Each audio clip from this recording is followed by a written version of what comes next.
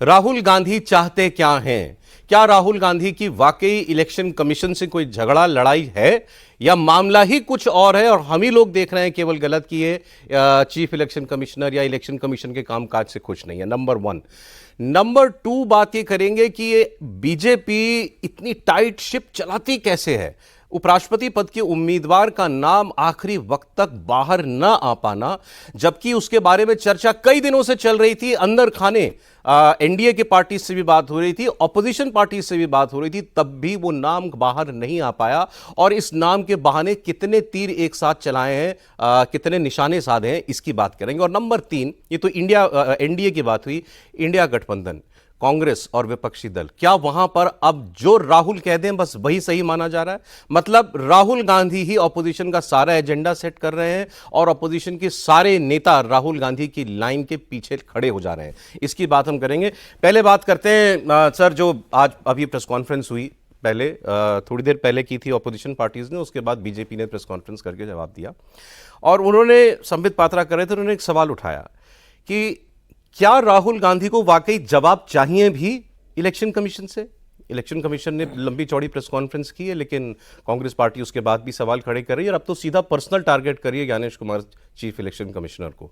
उन्होंने कहा कि इनका मकसद यह है कि देश में किसी तरह अफरा तफरी फैले, क्योंकि इनको यह नहीं दिखाई दे रहा दूर दूर तक कि हम सत्ता में आएंगे किसी तरीके से चुनाव जीतकर, तो इसीलिए अराजकता फैलाओ। उन्होंने ये कहा कि ये लोग चाहते हैं कि देश की जनता के बीच मारकाट मच जाए और भारत का हाल किसी तरह बांग्लादेश, श्रीलंका, पाकिस्तान, अफगानिस्तान जैसा हो जाए। आप, ये पॉलिटिकल आरोप है, लेकिन क्या इसमें कोई सच्चाई देखते हैं आप? नहीं, क्या भविष्य में होगा इसके बारे में तो अनुमान लगा सकते हैं। सबका अनुमान जो है, किसका सही होगा किसका गलत पता नहीं, लेकिन जो अभी तक के फैक्ट्स हैं, आज़ादी के बाद से ये पहला मौका है जब लगातार 11 साल कांग्रेस पार्टी सत्ता से बाहर है। केंद्र की सत्ता की बात कर रहा हूँ। इतने लंबे समय तक कभी बाहर नहीं रही। जनता पार्टी का शासन 2.5 साल का, फिर 11 महीने वाले प्रधानमंत्री हुए 2-3, उसमें से भी ज़्यादातर जो है कांग्रेस के समर्थन से ही बने। कुल मिलाकर 2 टर्म में अटल जी की सरकार रही लगभग 6 साल। और वो सरकार जो है गठबंधन की सरकार थी, कमज़ोर सरकार थी। कांग्रेस के लिए उसको दबाना और अपना काम कराना आसान था। ये सरकार आई है 2014 से और 2025 में आ गए हम लोग। कांग्रेस की कुछ नहीं चल रही है। जिस तरह से वो सिस्टम को, वो कश्मीर फाइल्स का जो डायलॉग है कि सरकार भले ही तुम्हारी हो, सिस्टम हमारा है, तो मोदी ने बताया कि सरकार भी हमारी है और सिस्टम भी हमारा बन रहा है। तो सिस्टम को जिस तरह से मैनिपुलेट कर लेते थे उस तरह से नहीं कर पा रहे हैं।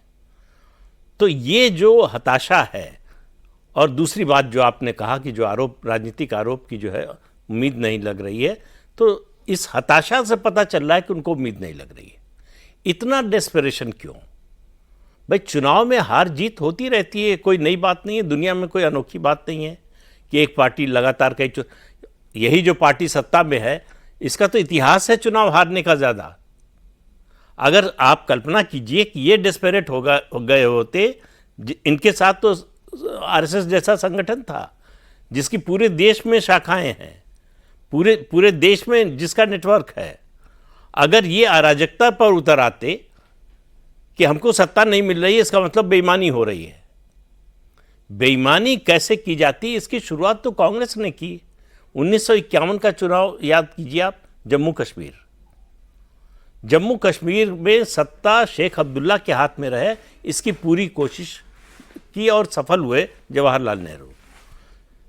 जो बंटवारा हुआ तीनों खित्तों में सीटों का, 43 सीटें मिली घाटी को, 30 सीटें मिली सिर्फ जम्मू को और 2 सीटें सिर्फ लद्दाख को मिली। पार्टी कौन सी थी चुनाव मैदान में? National conference. कांग्रेस ने कहा हम चुनाव नहीं लड़ेंगे, नेशनल कॉन्फ्रेंस सरकार बनाए। दूसरी पार्टी थी प्रजा परिषद।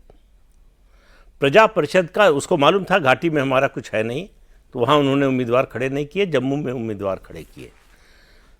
नॉमिनेशन पेपर की स्क्रूटनी में 13 उम्मीदवारों के नॉमिनेशन खारिज कर दिए गए। उन्होंने प्रोटेस्ट किया, पहले जम्मू कश्मीर में, फिर दिल्ली आए, नेहरू जी को चिट्ठी लिखी, कुछ नहीं हुआ। आखिर में उन्होंने घोषणा कर दी कि हम चुनाव का बायकॉट करते हैं। जब हमको हराना तय कर लिया है तो ऐसे चुनाव लड़ने का कोई फायदा नहीं है। नेशनल कॉन्फ्रेंस 75 की 75 सीटें जीती। तो जिस पार्टी को इस तरह के मैनिपुलेशन का स्वाद हो, उसको लगता है कि सब कुछ संभव है।